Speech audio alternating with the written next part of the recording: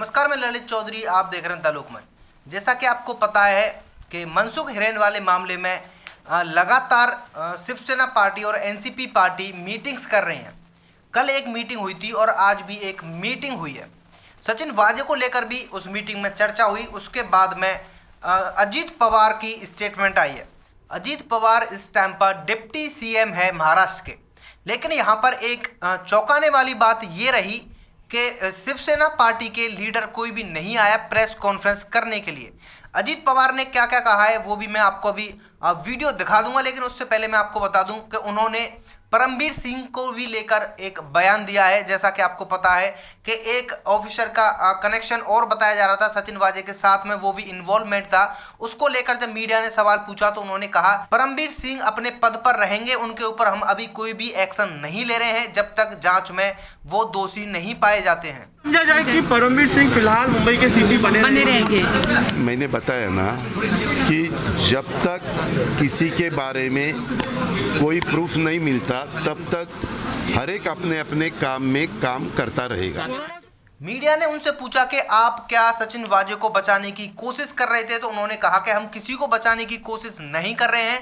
जांच एजेंसियां अपनी जांच कर रही हैं और जो दोषी होगा उसके खिलाफ कार्रवाई की जाएगी। उसके बारे में जब मालूमात मिली तो गवर्नमेंट ने तुरंत उसको बर्तरफ की, उसमें बिल्कुल दो राय नहीं है। दूसरा, अलग अलग ऑफिसर्स के बारे में ब्रेकिंग न्यूज़ अलग अलग न्यूज़ में चालू है या चैनल पे चालू है, उसके बारे में पहले ही हमारे महाराष्ट्र के मुख्यमंत्री मिस्टर उद्धव जी ठाकरे साहब ने हाउस जब चालू था तो पूरे महाराष्ट्र को बताया कोई भी केस हो, कोई भी सब्जेक्ट हो, उसमें अगर कोई गलत कर रहा है, इसके बारे में कुछ प्रूफ मिला तो तुरंत उसके बारे में डिसीजन गवर्नमेंट लेगी।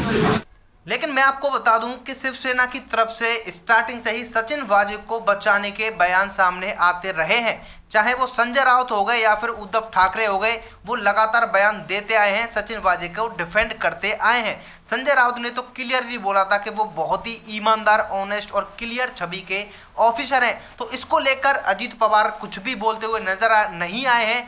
लेकिन एक सवाल यही खड़ा होता है कि शिवसेना पार्टी के संजय राउत सचिन वाजे को बचाते रहे, उनकी सपोर्ट में बयान देते रहे, और एनसीपी के डिप्टी सीएम अजीत पवार आकर बोलते हैं कि हम किसी को नहीं बचा रहे हैं। इसलिए उनको भेजा गया था प्रेस कॉन्फ्रेंस करने के लिए। शिवसेना पार्टी का कोई भी लीडर या फिर CM Uddhav Thackeray press conference करने नहीं आए थे, क्योंकि वो इन सवालों का क्या जवाब देते। क्या वो यही बोलते कि हम किसी को नहीं बचा रहे हैं, तो मीडिया उनको घेर लेती कि भाई साहब आपके तो लीडर बयान दे रहे हैं उनकी सपोर्ट में कि ऑनेस्ट ऑफिसर है, जबकि उन्होंने अपना गुनाह कबूल कर लिया है। तो ये एक यहाँ पर झोलझाल दिखाई दिया कि शिवसेना पार्टी ने अजीत पवार को भेजा सामने कि आप तुम जाओ भाई, मीडिया को तुम फेस करो, क्योंकि हम तो नहीं कर सकते, क्योंकि उनके बयान ही कुछ ऐसे थे।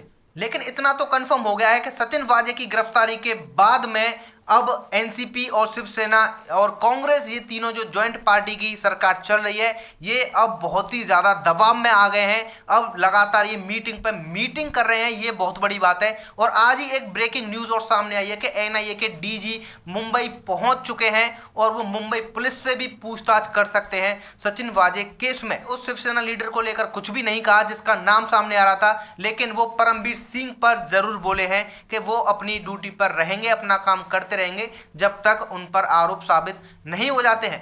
आप लोगों का क्या कहना है इस बारे में, आप लोग कमेंट करके जरूर बताएं और चैनल को सब्सक्राइब कर लेना। इस केस से रिलेटेड कोई भी न्यूज़ आएगी मैं सबसे पहले आपको बता दूंगा। धन्यवाद।